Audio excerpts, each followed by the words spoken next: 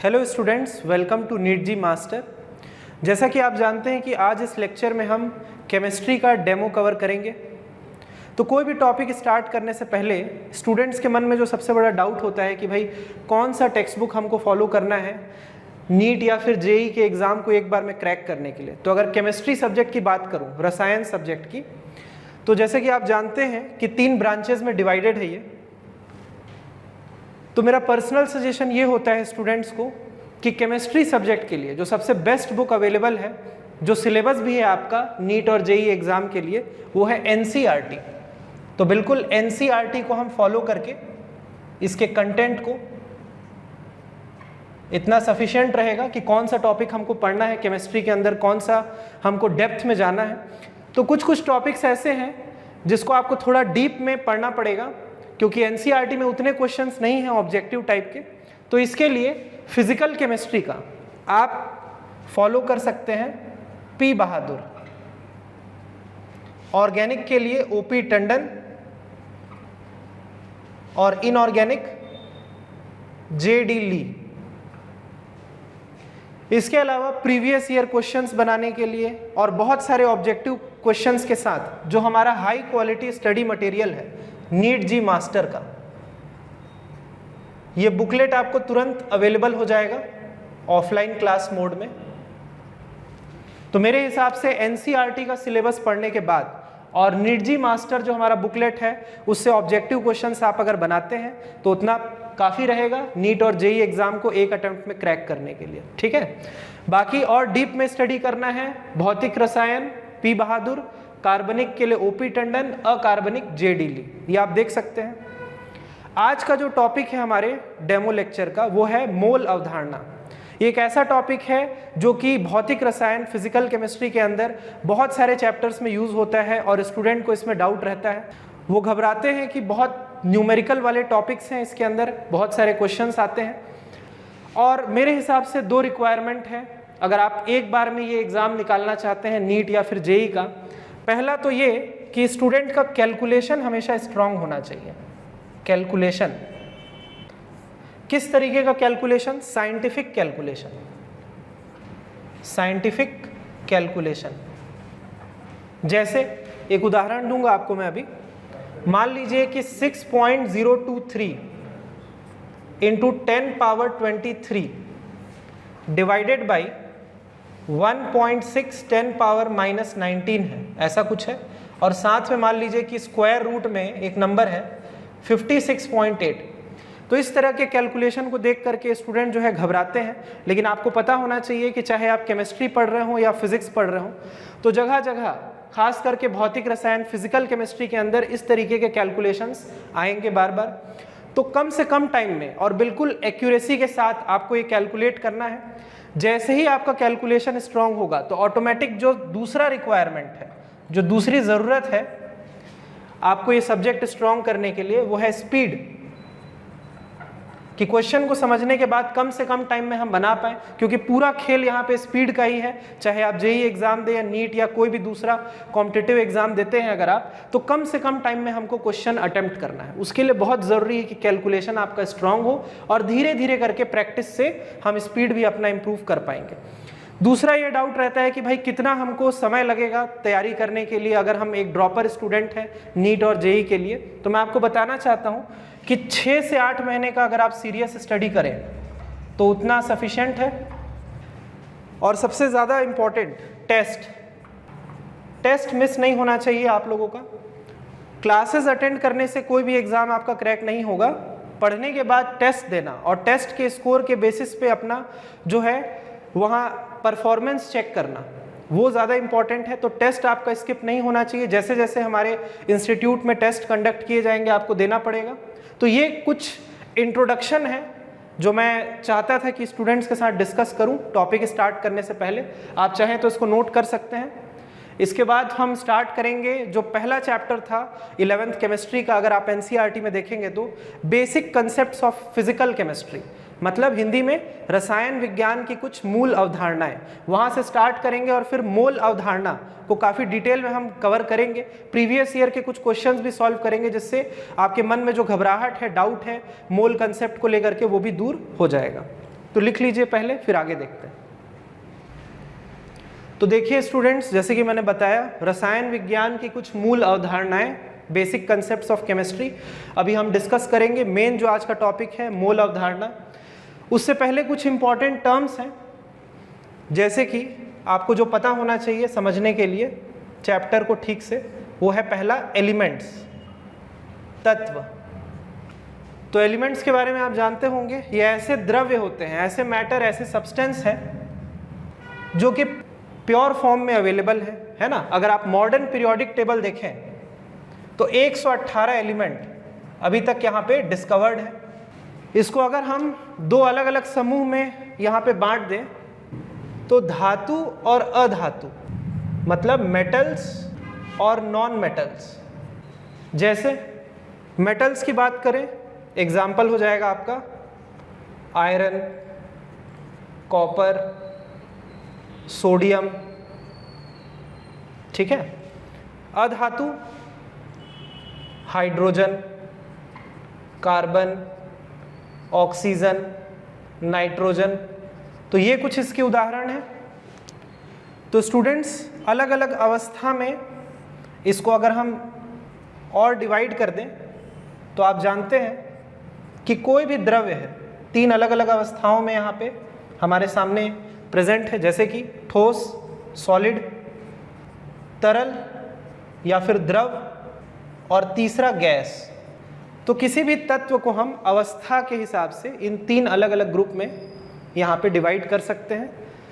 जैसे कि यहाँ पे मैंने उदाहरण दिया था आपको आयरन, कॉपर, सोडियम। तो ये सारे के सारे जो धातु हैं वो ठोस अवस्था में पाए जाते हैं। तरल पदार्थ जो है मॉडर्न पीरियोडिक टेबल के हिसाब से अगर धातु की बात करूं तो सिर्फ एक ही ऐसा धातु है जो कि द्रव अवस्था में यहाँ पे हमारे पास है। अगर आपको नाम याद होगा तो मर्क्यूरी, और अधातु ब्रोमीन। ये बहुत इंपॉर्टेंट है, आपको पता होना चाहिए कि पीरियोडिक टेबल में खाली दो ही तत्व हैं, ओनली 2 एलिमेंट्स, धातु में मर्क्यूरी और अधातु ब्रोमीन, जो कि तरल पदार्थ है। बाकी सभी ठोस है। लगभग बोल सकते हैं हम कि 90% जो तत्व है ठोस अवस्था में है, और गिन करके 11 गैस है।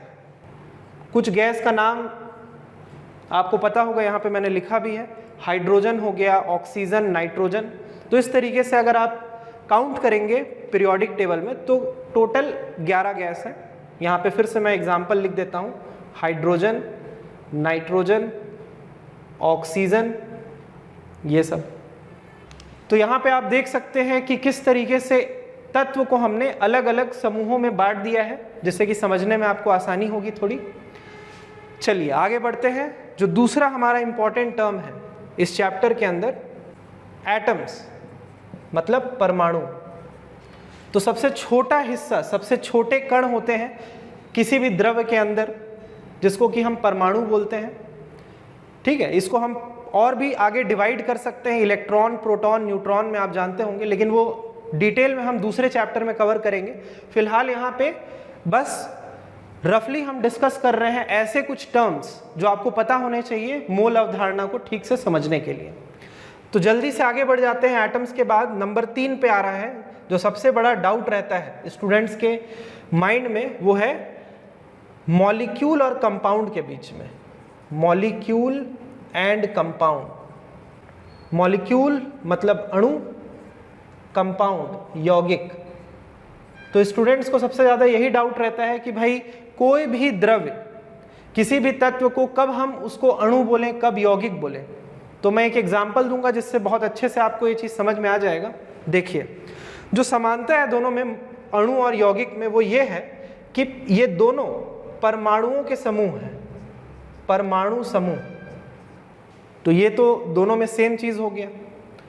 डिफरेंस क्या है उसको और डिटेल में समझने के लिए इसको दो अलग अलग ग्रुप में अभी हम डिवाइड करते हैं, दो अलग समूह में। एक तो ये हो सकता है कि जो परमाणुओं का समूह है वो समान परमाणुओं का समूह हो, मतलब सेम एटम का ग्रुप, या फिर असमान परमाणुओं का समूह हो।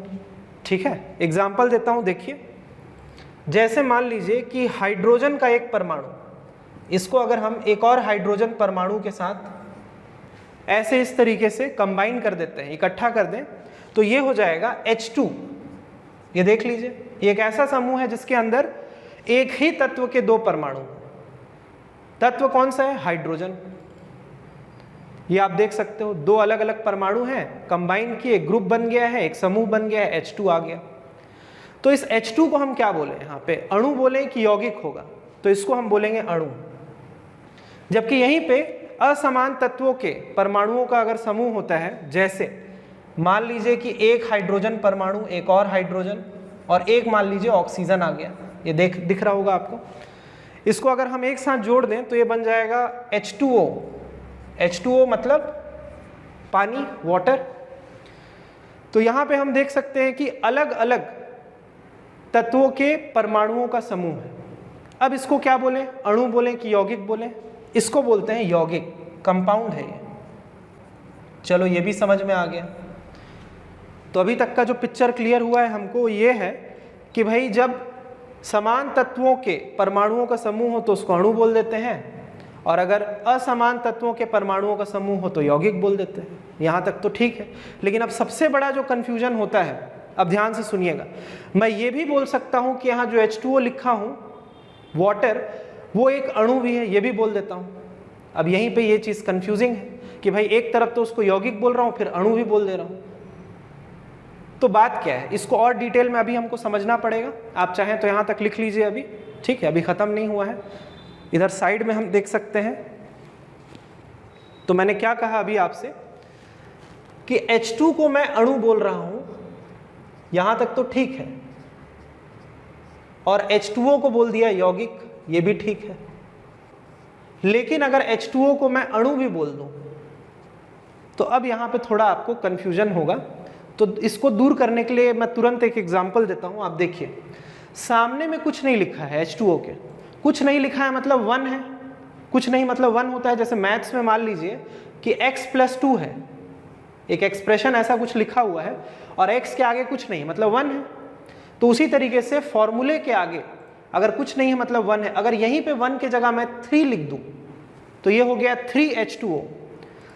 अब ध्यान से सुनिएगा, H2O है तो वो तो एक यौगिक है, कंपाउंड है, लेकिन 3 लिखने के बाद वो हो गया 3 अणु, वाटर का 3 अणु, मतलब कि 3 अणु हो गए यहाँ पे पानी के, ठीक है, 3 लिखने की वजह से 3 अलग अलग समूह हैं। तो कुछ समझ में आया कि इसको हम अणु भी बोल सकते हैं, क्योंकि अणु होने के लिए तो भाई सीधा सीधा खाली परमाणुओं का समूह होना चाहिए, चाहे समान तत्वों के परमाणुओं का समूह हो चाहे असमान, तो इसको हम अणु बोलेंगे। लेकिन यौगिक होने के लिए सिर्फ और सिर्फ असमान तत्वों के परमाणुओं का ही समूह होना चाहिए हमेशा। तो इसलिए यहाँ पे H2 को आप अणु बोल सकते हैं, H2O को भी अणु बोल सकते हैं, लेकिन अगर सामने नंबर लिख रहे हैं 3 तो ये हो गया 3 अणु हो गए यहाँ पे पानी के। अगर 4 लिख देते हैं तो 4 हो जाएगा। इस तरीके से सिस्टम चलता है। तो उम्मीद है कि आपको समझ में आ रहा होगा कि अणु और यौगिक के बीच में मेन सिमिलैरिटी क्या है, समान चीज क्या है और असमानता क्या है। ठीक है, आगे बढ़ जाते हैं जल्दी से नंबर 4 की तरफ। वो है परमाणु द्रव्यमान, मतलब एटॉमिक मास। तो जिस तरीके से हम जानते हैं कि कोई भी तत्व हो या कोई भी द्रव्य हो परमाणुओं से ही बना हुआ है, तो हर परमाणु का कुछ ना कुछ द्रव्यमान होगा। ठीक है, वो आपको याद भी होना चाहिए। जैसे कि यहाँ पे कुछ उदाहरण मैं दूंगा आपको अभी। मान लीजिए कि एक कार्बन परमाणु, तो आप जानते हैं कि उसका द्रव्यमान, उसका मास कितना होगा, 12। अब इसका यूनिट हम क्या लिखें, किलोग्राम लिखें, ग्राम लिखें, क्या लिखें, क्योंकि भाई द्रव्यमान का जो स्टैंडर्ड जो यूनिट होता है वो तो किलोग्राम होता है, केजी। लेकिन यहाँ पे ऐसा कुछ नहीं करेंगे, ना तो हम केजी लिखेंगे ना ग्राम लिखेंगे। इसके लिए एक अलग तरीके का यूनिट जो है IUPAC ने डिसाइड किया है, वो है यू। यू को क्या बोलते हैं, यूनिफाइड मास, या फिर कभी कभी AMU भी लिखते हैं, एटॉमिक मास यूनिट। क्योंकि परमाणुओं का जो साइज है इतना छोटा है कि उसको देखने के लिए इलेक्ट्रॉन माइक्रोस्कोप यूज करना पड़ता है। ठीक है, तो जो चीज दिखता नहीं है उसका द्रव्यमान आप किलोग्राम या ग्राम में कैसे नाप सकते हैं, ठीक है। तो उसके लिए एक अलग से स्पेशल यूनिट होता है यू।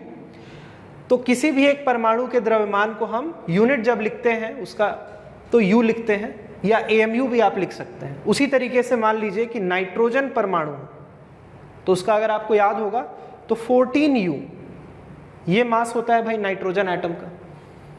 कार्बन का तो बता दिया, ऑक्सीजन का क्या होता है बताइए, 16U। ये आपके जानकारी में बहुत ज़रूरी है, ये आपको पता होना चाहिए, क्योंकि इसके बिना आप मोल अवधारणा या उसके कोई भी क्वेश्चन को ठीक से सॉल्व नहीं कर पाएंगे। तो भाई कितने ऐसे तत्व हैं जिनका हमको परमाणु द्रव्यमान याद होना चाहिए, तो मैं आपको बताना चाहता हूं कि मॉडर्न पीरियोडिक टेबल के हिसाब से कम 1 से लेकर के 30 तक, कहां से कहां, हाइड्रोजन से जिंक तक, आपको सभी तत्वों के परमाणु द्रव्यमान ये याद होने चाहिए। हो सके तो बहुत अच्छा रहेगा अगर 50 तक हो जाए तो, लेकिन कोशिश करिए शुरुआत के लिए कि 1 से 30 तक अगर हम याद रख सकें तो बहुत अच्छा रहेगा, क्योंकि जो हमारा अगला जो टॉपिक है अभी मैं आपको बताऊंगा उसमें बहुत काम आने वाला है, आपको याद होना चाहिए, ठीक है। इतना आप नोट कर सकते हैं, ये इंट्रोडक्शन था अभी। तो नंबर 4 पे अभी हमने परमाणु द्रव्यमान को भी डिस्कस किया है। इसके आगे एक और छोटा सा टॉपिक है, फिर हमारा जो आज का मेन टॉपिक है मोल कंसेप्ट, वो आगे स्टार्ट करेंगे। देखिए, तो जिस तरीके से अभी हम परमाणु द्रव्यमान डिस्कस कर रहे थे, मैं बोल रहा था आपको याद होना चाहिए कम से कम 1 से 30 तक, आप कोशिश करिए धीरे धीरे याद होगा। तो अभी हम उसको यूज करेंगे यहाँ पे किसी भी अणु का द्रव्यमान कैलकुलेट करने के लिए कि किस तरीके से निकालते हैं। देखिए, तुरंत मैं एक उदाहरण दूंगा आपको। मान लीजिए कि कार्बन डाइऑक्साइड, फॉर्मूला क्या होता है उसका, CO2, कार्बन डाइऑक्साइड, ये एक अणु है, इसमें तो कोई आपको डाउट नहीं होना चाहिए। ये एक यौगिक तो है ही, एक अणु भी है, ठीक है, कार्बन डाइऑक्साइड। अगर इसको हम तोड़ दें तो 2 अलग अलग तत्व आप देख सकते हैं यहाँ पे, कार्बन और ऑक्सीजन, जिसमें सीधा सीधा हमको दिखाई दे रहा है अभी कि कार्बन का तो खाली एक ही परमाणु है, ये देखिए, और एक कार्बन परमाणु का जो द्रव्यमान होता है 12, और यूनिट क्या बताया था, U, है ना। प्लस यहाँ पे ऑक्सीजन कितने परमाणु हैं इस अणु के अंदर, देखिए आप 2, और एक ऑक्सीजन परमाणु का द्रव्यमान कितना होता है, 16, यूनिट U। इसको आप ऐड कर दीजिए, ये आ जाएगा 44U। तो ये तरीका होगा किसी भी अणु का द्रव्यमान अगर आप कैलकुलेट करना चाहें तो आप ध्यान से देख लीजिए यहाँ पे किस स्टाइल से मैं यहाँ पे किया हूँ, ठीक है। लेकिन इसके लिए क्या जरूरी है कि आपको हर परमाणु का द्रव्यमान कम से कम 1 से 30 तक याद होना चाहिए, ठीक है। अभी इसी चीज को हम यूज करेंगे मोल अवधारणा जब अभी कैलकुलेशन करेंगे उसको समझने के लिए। तो इसको आप जल्दी से नोट करिए, फिर आ जाते हैं अपने मेन पॉइंट पे। तो देखिए स्टूडेंट्स, इस कंसेप्ट को, इस अवधारणा को बहुत अच्छे से समझने के लिए मैं तुरंत आपको एक उदाहरण दूंगा जिससे एक बार में आपको क्लियर होगा। जैसे मान लीजिए अगर आपसे कोई पूछे कि भाई एक दर्जन मान लीजिए कि सेब, तो सेब की संख्या क्या होगी यहाँ पे, 12, कोई डाउट नहीं है भाई इसमें। सेब की जगह मान लीजिए कि संतरा अगर कोई बोल दे 1 दर्जन, तो संख्या क्या होगी, 12। अंडा बोल दे 12। तो चाहे किसी भी वस्तु का यहाँ पे नाम लिया जाए, आपको बहुत अच्छे से पता है कि भाई 1 दर्जन है तो 12 ही होगा। ठीक वैसे ही केमिस्ट्री के अंदर चाहे कोई भी तत्व हो, कोई भी द्रव्य हो, उसके लिए अगर आपको परमाणु या अणु की संख्या अगर आपसे पूछी जा रही है कि भाई 1 मोल, 1 मोल में कितना होगा, तो उसका भी नंबर वैसे ही फिक्स है जैसे कि 1 दर्जन के अंदर नंबर 12 फिक्स है। एकदम आसान है ये। तो जो पहली परिभाषा है यहाँ पे मोल अवधारणा की, किस हिसाब से, कणों की संख्या के आधार पे, जो ये बतलाएगा आपको कि जिस तरीके से 1 दर्जन में नंबर 12 फिक्स है, वैसे ही 1 मोल में चाहे कोई भी तत्व हो, द्रव्य हो, उसके अंदर अणु परमाणुओं की संख्या फिक्स है। और फिक्स वैल्यू क्या है, वो संख्या क्या है, देखिए यहाँ पे, कणों की संख्या के आधार पे जो पहली परिभाषा है मोल अवधारणा की, वो ये है कि अगर 1 मोल है किसी भी तत्व या द्रव्य का, तो जो नंबर जिसकी मैं बात कर रहा था, जो एक फिक्स नंबर रहेगा वो है 6.023 10 पावर 23। अब क्योंकि ये नंबर फिक्स है, कभी चेंज नहीं होता है, कि जब जब 1 मोल आएगा नंबर फिक्स रहेगा, तो उसका नाम भी है, इसको बोलते हैं एवोगैड्रो कांस्टेंट। क्या? एवोगैड्रो, साइंटिस्ट के नेम के हिसाब से है एवोगैड्रो कांस्टेंट। कई बार आपको ऐसा होगा कि जब आप मान लीजिए कोई क्वेश्चन बना रहे हैं तो इसका एक सिंबल भी होता है Na, तो Na के टर्म्स में भी आपको हो सकता है कि आंसर इसका दिखे कहीं पे, ठीक है। वैल्यू है 6.023 10 पावर 23। तो 1 मोल है अगर, चाहे कोई भी तत्व हो या द्रव्य हो, नंबर फिक्स है 6.023 10 पावर 23, ठीक है। तो ये हो गई पहली परिभाषा भाई मोल अवधारणा की। तो जैसे दर्जन जो है हमको एक संख्या, एक क्वांटिटी बता रहा था किसी भी वस्तु का, उसी तरीके से 1 मोल यहाँ पे अभी जो पहली परिभाषा मैंने आपको बताया वो एक फिक्स नंबर बता रहा है अणु या परमाणु का, ठीक है। अब जो दूसरा डाउट होता है स्टूडेंट्स को कि भाई कणों की संख्या, अब कण तो भाई परमाणु हो सकते हैं, अणु भी हो सकते हैं, तो कब कौन सा यूज करना है ये भी डाउट है। तो फिर से मैं एक उदाहरण दूंगा जिससे कि ये क्लियर होगा। जैसे देखिए, मान लीजिए कि अगर कोई पूछ ले 3 मोल है ऑक्सीजन गैस, कितने मोल?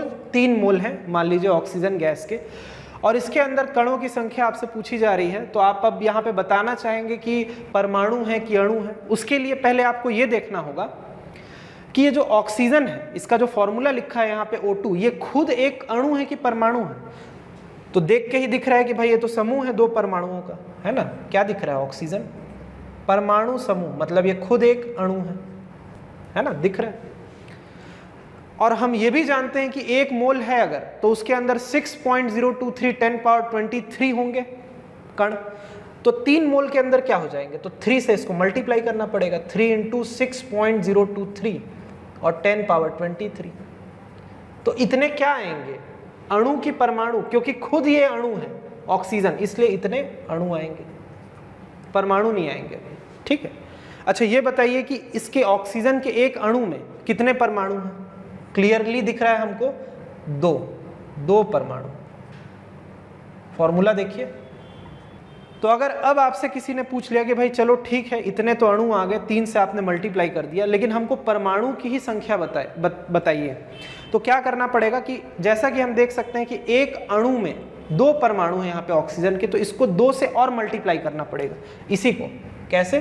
3 × 2 × 6.023 और 10 पावर यहाँ पे 23 परमाणु आ जाएंगे ऑक्सीजन के।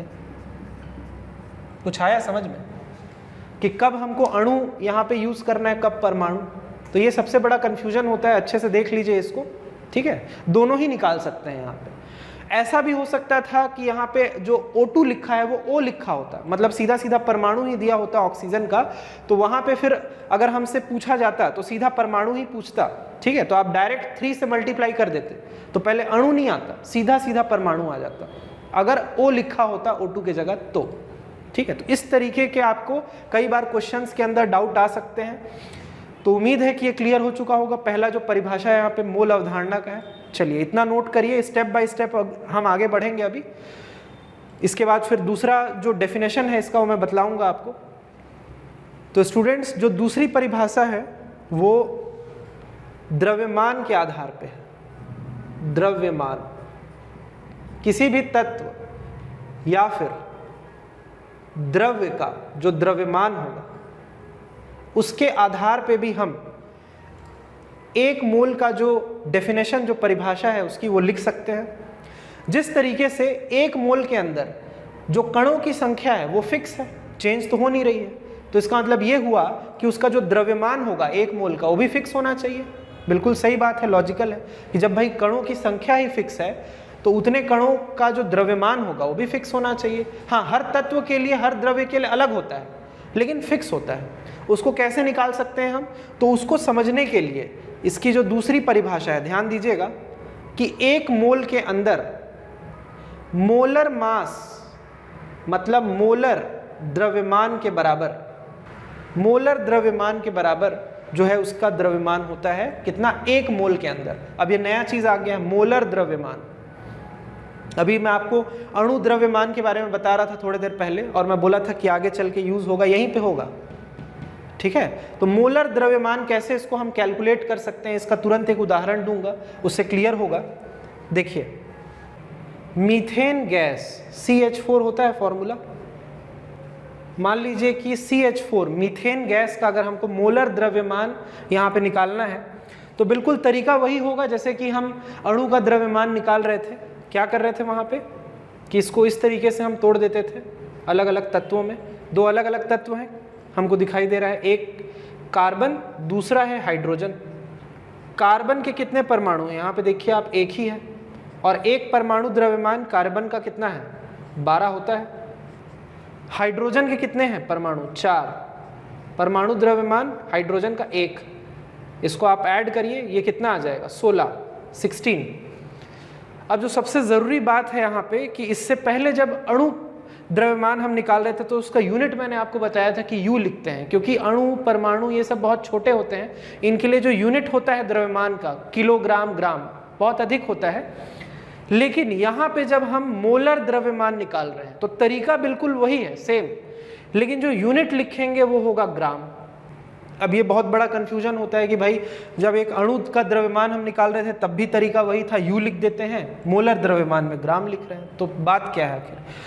तो ऐसा इसलिए है क्योंकि जब आप अणु का द्रव्यमान निकाल रहे थे, मान लीजिए मीथेन का निकालते, तो खाली एक ही अणु का वो होता द्रव्यमान, लेकिन यहाँ पे 1 मोल कह देने से उसके अंदर, ये ध्यान दीजिएगा, 6.023 10 पावर 23 इतने सारे मॉलिक्यूल्स, इतने सारे अणु उसके अंदर यहाँ पे प्रेजेंट है।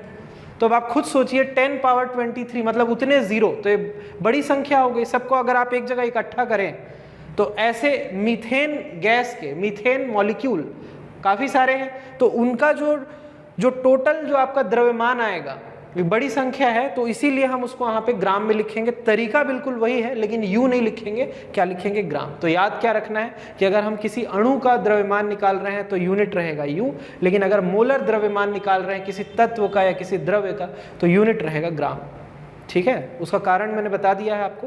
तो ये तरीका है भाई। ये दूसरी परिभाषा थी मोल अवधारणा की कि 1 मोल के अंदर मोलर द्रव्यमान के बराबर जो है किसी भी तत्व या द्रव्य का, उसका द्रव्यमान उतना होता है। तरीका ये है निकालने का, ठीक। जो तीसरी परिभाषा है वो भी देखिए इसके बाद, वो है आयतन के आधार पर। आयतन मतलब वॉल्यूम। जिस तरह से 1 मोल के अंदर कणों की संख्या जो है वो फिक्स है, 6.023 10 पावर 23, तो जितना वो जगह लेता होगा, उतने सारे कण जितना जगह लेंगे वो भी फिक्स होना चाहिए, उसी को आयतन बोलते हैं, है ना। द्रव्यमान फिक्स है, कणों की संख्या फिक्स है 1 मोल के अंदर, तो आयतन भी फिक्स होना चाहिए, एक फिक्स नंबर आना चाहिए। और वो फिक्स नंबर ये है कि 1 मोल में, ध्यान दीजिए, 1 मोल में 22.4 लीटर ये आयतन रहेगा आपका 1 मोल के कणों का, 22.4 लीटर। या कई बार ऐसा होता है कि जब क्वेश्चन दिया जाता है तो लीटर की जगह आपको दिख सकता है सेंटीमीटर क्यूब, तो 22400 सेंटीमीटर क्यूब आप बोल सकते हैं 22.4 लीटर को, या फिर 22400 ml। आपको पता होना चाहिए कि 1 लीटर के अंदर 1000 सेंटीमीटर क्यूब या फिर 1000 ml होता है, कैलकुलेशन के टाइम पे काम आता है। तो ये फिक्स नंबर आ गया आपके पास आयतन का 22.4 लीटर, ठीक है। लेकिन ध्यान रखिएगा कि ये जो वैल्यू है, ये जो संख्या है, ये सिर्फ और सिर्फ एसटीपी मतलब standard temperature pressure, standard temperature मतलब सामान्य ताप कितना होता है केल्विन में। अगर बात करें 273 केल्विन, या डिग्री सेंटीग्रेड में 0 डिग्री सेंटीग्रेड, तो खाली इसी ताप 273 केल्विन पे ही जो आयतन की जो संख्या है 22.4 लीटर रहेगा फिक्स। और उसी तरीके से स्टैंडर्ड प्रेशर, सामान्य दाब कितना होता है, 1 ATM या फिर 1 बार, 1 बार। स्टैंडर्ड जो यूनिट होता है पास्कल, उसमें आप बोल सकते हैं 10 का पावर 5 पास्कल, या फिर और देखिए 760 mmHg। तो ये सारे जो वैल्यू है आपको पता होना चाहिए कि भाई सामान्य ताप सामान्य दाब का क्या होता है, स्टैंडर्ड टेम्परेचर स्टैंडर्ड प्रेशर। तो सिर्फ और सिर्फ इसी टेम्परेचर और प्रेशर में जो 1 मोल में कणों की संख्या का जो आयतन है वो 22.4 लीटर होगा। थोड़ा भी टेम्परेचर या फिर प्रेशर चेंज हुआ तो ये जो आपका वैल्यू है वो चेंज हो जाएगा, वो सेम नहीं रहेगा। इसीलिए कभी भी आपको क्वेश्चन दिया जाए तो वहाँ पे आप हमेशा ये सर्च करना चाहिए, आपको ये ढूंढना चाहिए कि STP लिखा हुआ है कि नहीं, स्टैंडर्ड टेम्परेचर प्रेशर। अगर स्टैंडर्ड टेम्परेचर प्रेशर नहीं है तो उसको हम फिर अलग तरीके से कैलकुलेट करते हैं, उसमें 1 मोल का कितना आयतन होगा वो आपको सिखाया जाएगा आगे के एक चैप्टर के अंदर। आइडियल गैस इक्वेशन करके एक टॉपिक होता है वहाँ पे, ठीक है। अभी फिलहाल के लिए आप ये समझ लीजिए कि तीसरी जो परिभाषा है यहाँ पे 1 मोल की आयतन के आधार पे, वो है 1 मोल के अंदर 22.4 लीटर या 22400 सेंटीमीटर क्यूब या फिर 22400 ml, इतना आयतन फिक्स वैल्यू होती है, ठीक है। आराम से इसको आप नोट कर लीजिए। इसके बाद अभी हम कुछ क्वेश्चंस आपके साथ डिस्कस करेंगे जो पिछले साल में आए हुए हैं नीट और जेईई एग्जाम्स के अंदर। एक और बहुत इंपॉर्टेंट चीज़ मैं आपको बताऊंगा कि जब भी न्यूमेरिकल आए तो इतना आसान कोई क्वेश्चन नहीं आता है नीट या जेईई के एग्जाम में कि आपको सीधा सीधा, मतलब जैसे एग्जाम्पल मैंने दिया ना कि भाई 3 मोल के अंदर जो ऑक्सीजन गैस है उसका आप अणु या परमाणुओं की संख्या यहाँ पे निकालिए, इतना आसान नहीं आता है। क्वेश्चन कैसा आता है कि मान लीजिए कि आपको द्रव्यमान दिया है और पूछ रहा है आयतन, इस तरीके से आएगा तो आपको मोल जो है पहले कैलकुलेट करना पड़ेगा, या आयतन दिया है और कणों की संख्या आपसे पूछी जा रही है तो भी आपको मोल कैलकुलेट करना पड़ेगा। तो कहने का मतलब 2-3 स्टेप में जो सॉल्व हो सके ऐसा ऑब्जेक्टिव क्वेश्चन एग्जाम में पूछा जाता है। तो उसके लिए जो तरीका है, एक टिप दूंगा मैं आपको, वो ये है कि चाहे हमको कणों की संख्या दी हो या फिर द्रव्यमान दिया हो या आयतन दिया हो, मान लीजिए कि आपको कणों की संख्या दी हुई है और उसका आयतन पूछ रहा है आपसे क्वेश्चन में, तो बिना मोल कैलकुलेट किए ये आप नहीं निकाल पाएंगे। मोल पहले आपको निकालना पड़ेगा, ध्यान दीजिए यहाँ पे। तो पहले क्या निकालना पड़ेगा, कणों की संख्या से मोल, मोल से फिर आयतन। अगर उल्टा हो कि आयतन वॉल्यूम दिया है आपको, कणों की संख्या परमाणु या अणु की संख्या आपसे पूछ रहे हैं, तो भी उल्टा भी करने के लिए आपको पहले आयतन से मोल, मोल से फिर कणों की संख्या आप निकाल पाएंगे। मान लीजिए द्रव्यमान दिया है और आपसे पूछ रहा है कणों की संख्या, तो पहले आप मोल निकालिए, मोल से फिर आप कणों की संख्या निकालेंगे। या उल्टा है तो भी आप ऐसा कर सकते हैं। देखिए एरो जो मैं बनाया हूँ वो दोनों तरफ है, 2 साइडेड।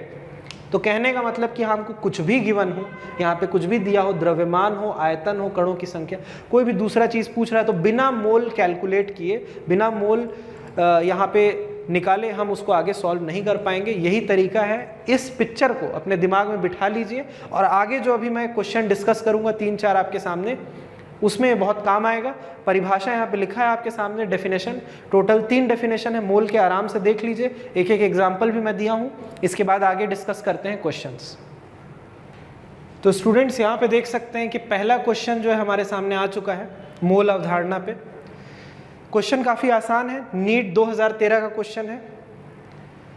इसमें आपसे पूछा जा रहा है सबसे अधिक परमाणुओं की संख्या किसमें होगी, और 4 आपके सामने ऑप्शन है। पहला ऑप्शन है 24 ग्राम यहाँ पे कार्बन, दूसरा 56 ग्राम 56 ग्राम है ऑक्सीजन, 26 ग्राम एल्यूमिनियम या फिर 108 ग्राम सिल्वर। किसके अंदर सबसे अधिक परमाणुओं की संख्या होगी आपको निकालना है। तो कुछ भी करने से पहले ये जो मैंने यहाँ पे पिक्चर बनाया हुआ है, डायग्राम बनाया है, इसको दिमाग में हमेशा रखिए कि चाहे कुछ भी दिया हो, क्या दिया है यहाँ पे हमको, मास दिया है मतलब द्रव्यमान दिया है, और पूछ क्या रहा है, परमाणुओं की संख्या मतलब कणों की संख्या। तो करना क्या है, पहले द्रव्यमान दिया है तो पहले आप मोल निकालिए, मोल से फिर आप निकाल सकते हैं कणों की संख्या। तो स्टेप बाय स्टेप करना है, हड़बड़ी में नहीं रहना है, ठीक है। देखिए द्रव्यमान से मोल, ये पहला स्टेप है। तो इसके लिए जो मोलर द्रव्यमान है वो आपको हर तत्व का पता होना चाहिए। यहां पे मैं एक एक करके लिखने वाला हूं। क्या, मोलर द्रव्यमान। कार्बन का देख लीजिए 12 ग्राम, आयरन 56 ग्राम, एल्यूमिनियम 27 और सिल्वर 108। ये होता है। कैसे होता है आपको याद होना चाहिए, वही तो बता रहा था कि मॉडर्न पीरियोडिक टेबल से आपको यूज़ करके कम से कम ये जो फेमस एलिमेंट्स हैं, फेमस जो तत्व हैं, या कम से कम 1 से लेकर के 30 तक, 1 से 50 तक वो याद होना चाहिए डायरेक्ट। तो यहाँ से अभी हम इसको यूज़ करके पहले द्रव्यमान को मोल निकालेंगे। तो जो तरीका है वो है दिया हुआ द्रव्यमान कितना दिया है, जैसे मान लीजिए कार्बन का अगर हम निकाल रहे हैं तो कितना उसका द्रव्यमान दिया है 24 ग्राम, और मोलर द्रव्यमान कितना होता है 12 ग्राम। दोनों को आप डिवाइड करिए तो इससे आएगा मोल, एक एक करके निकाल लेते हैं सबका, कितना आ रहा है 2 आ जाएगा। ये क्या निकल रहा है अभी, सबका मोल निकल रहा है। वैसे ही आयरन द्रव्यमान कितना दिया हुआ है 56, और होता कितना है मोलर द्रव्यमान 56, मतलब कितना आ गया 1 आ गया, 1 मोल आ गया है आयरन। एल्यूमिनियम दिया कितना है 26 ग्राम, मोलर द्रव्यमान 27, कितना आया 0.9 कुछ आएगा। सिल्वर कितना द्रव्यमान दिया है 108, मोलर कितना होता है 108, डिवाइड करिए कितना आ गया 1 आ गया।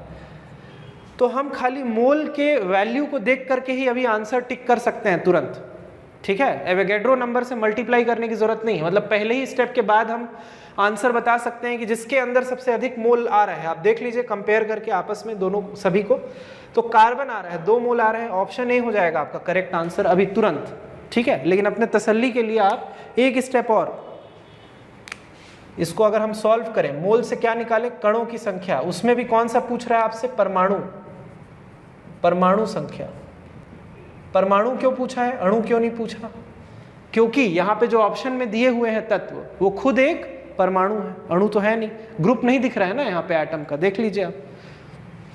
तो कुछ नहीं, इसके लिए क्या करना पड़ेगा फिर हमको, एवोगैड्रो जो कांस्टेंट है उससे आप मल्टीप्लाई करते चले जाइए सभी मोल को, ये देखिए। तो इससे कोई ज़्यादा फर्क नहीं पड़ेगा क्योंकि आंसर तो पहले ही आ गया है, ऑप्शन है ना।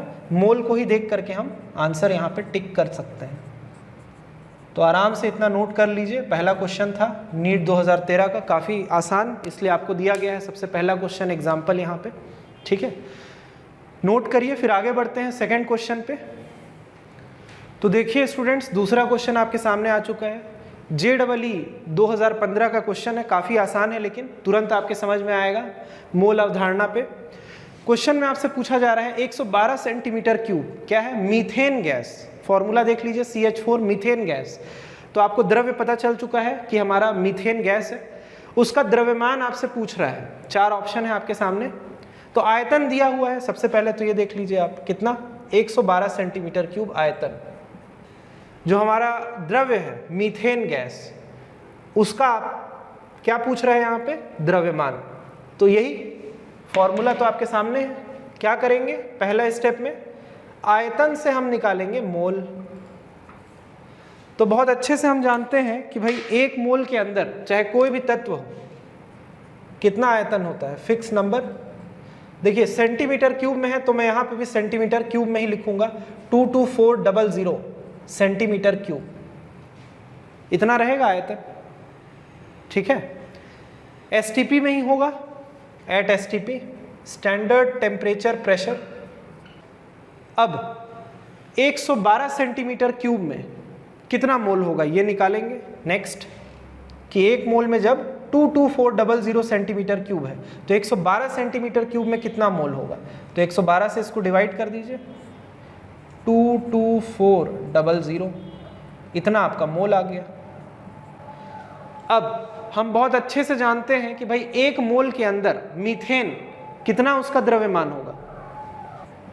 तो 1 मोल के अंदर मीथेन गैस का मोलर द्रव्यमान के बराबर इतना द्रव्यमान होगा। कैसे निकालेंगे, फॉर्मूला से निकालेंगे। भाई 1 एटम है यहाँ पे कार्बन का और 4 एटम है हाइड्रोजन का, 4 परमाणु हैं। देखिए परमाणु द्रव्यमान कार्बन का 12 होता है, 12 12 × 1 ये हो गया। हाइड्रोजन परमाणु का द्रव्यमान 1, 16 आ गया, पहले भी ये वाला उदाहरण दिया था आपका। और यूनिट क्या लिखेंगे, सबसे इंपॉर्टेंट है यूनिट, मोलर द्रव्यमान, तो ग्राम लिखेंगे आप, यू नहीं लिखेंगे। अणु द्रव्यमान होता तो यू लिखते हैं, ठीक है, ये आगे है। तो हमको बहुत अच्छे से पता है कि अगर 1 मोल होता मीथेन गैस का तो 16 ग्राम उसका जो है द्रव्यमान आता। यहाँ पे कितना मोल है, 112 डिवाइड बाई 22400, इससे सीधा मल्टीप्लाई कर देंगे किसको, 16 को, कि भाई 1 मोल में इतना है 16 ग्राम, तो इतने में कितना होगा 16 से आप मल्टीप्लाई। अब इसको आप रफ में आराम से मल्टीप्लाई डिवाइड कर लीजिए, कैलकुलेट करिए। इसी तरीके का कैलकुलेशन जो है बहुत आपको फास्ट करना है, जल्दी करना है और एक्यूरेट करना है, यही तो सीखना है जो मैं बता रहा था स्टार्टिंग में, यही सब आपको धीरे धीरे से प्रैक्टिस करके सीखना है। इसको अगर आप कैलकुलेट करेंगे तो इसका आंसर आता है लगभग 0.08 ग्राम। तो उस हिसाब से जो करेक्ट आंसर है इसका ऑप्शन सी हो जाएगा, देख लीजिए आप, ठीक है।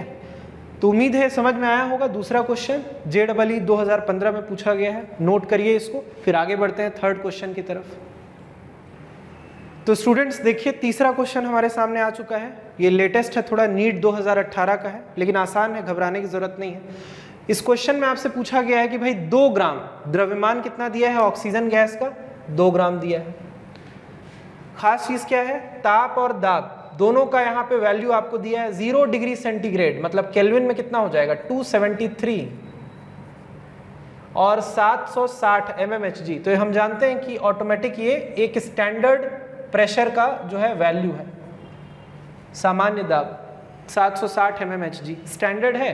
यहाँ पे टेम्परेचर भी हमारा स्टैंडर्ड है, कोई दिक्कत वाली बात नहीं, ठीक। तो आराम से यहाँ पे परिभाषा जो तीसरा वाला मैंने बताया था, आयतन के आधार पे 1 मोल का क्या होता है, उसको पहले लिख लेते हैं तुरंत कि भाई 1 मोल में 22.4 लीटर ये आयतन रहेगा आपका, चाहे कोई भी तत्व हो या द्रव्य हो।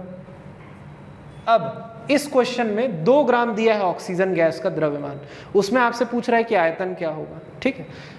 तो यही द्रव्यमान से पहले मोल निकालेंगे, मोल से आयतन निकालेंगे। द्रव्यमान से कैसे होगा, 2 ग्राम दिया है ऑक्सीजन का, तो ऑक्सीजन का मोलर द्रव्यमान कितना होता है, ऑक्सीजन O2 है ना, अणु है, परमाणु नहीं है, यहाँ पे O2 है, ध्यान से। इसका अगर आप निकालेंगे तो 2 से इसको मल्टीप्लाई करेंगे, एक परमाणु द्रव्यमान ऑक्सीजन का 16 होता है, ये 32 आ जाएगा। और यूनिट क्या लिखेंगे, ग्राम, क्योंकि मोलर द्रव्यमान है। तो भाई 32 ग्राम यहाँ पे 1 मोल के अंदर होता है, कितना, 1 मोल। तो अगर 32 ग्राम होता तो 1 मोल आता ऑक्सीजन गैस का, लेकिन यहाँ पे कितना है, 2 ग्राम है, तो कितना मोल आएगा, इसको आप डिवाइड करिए तो ये हो जाएगा 2 डिवाइड बाई 32, और सिंपल इसको करें लिखें तो 1/16 आ गया। तो इतना मोल आ गया है, बहुत आसान क्वेश्चन है। द्रव्यमान से मोल तो आ गया, मोल से इसके बाद क्या करना है हमको, आयतन ये निकालना है। तो हम जानते हैं, देखिए यहाँ पे परिभाषा लिखा हुआ, 1 मोल के अंदर 22.4 लीटर, और हमारा जो 4 ऑप्शन है लीटर में ही है, तो कोई दिक्कत वाली बात नहीं है। सीधा सीधा हम यहाँ पे मल्टीप्लाई कर देंगे 1/16 जो मोल आया है, इसमें हम क्या मल्टीप्लाई करेंगे, 22.4, क्योंकि 1 मोल के अंदर उतना ही लीटर होता है आयतन। इसको अगर आप करेंगे मल्टीप्लाई और रफ में कैलकुलेट करके देखिए तो ये आएगा लगभग 1.4 लीटर, मतलब इस हिसाब से हमारा आंसर जो है ऑप्शन ए हो जाएगा करेक्ट आंसर, ठीक। तो मेरे ख्याल से मैंने हर एक वैरायटी का जो यहाँ पे क्वेश्चन है वो आपको करवाया। मोल अवधारणा पे जैसे कणों की संख्या दी हुई है, तो हमको अगर आयतन निकालना है, वो आयतन दिया है, द्रव्यमान निकालना है, कुछ भी करना हो मोल के आधार पे ही हम कर पाएंगे, ये आपने देख लिया होगा। तो ये कुछ पिछले कई साल के जो क्वेश्चंस थे वहाँ सेलेक्टेड मैंने कुछ उदाहरण आपके सामने यहाँ पे रखे हैं। तो उम्मीद है आपको समझ में आ चुका होगा ये टॉपिक, मोल अवधारणा। आराम से नोट करिए स्टूडेंट्स। तो मिलते हैं फिर नेक्स्ट ऑफलाइन क्लास के अंदर। Thank you.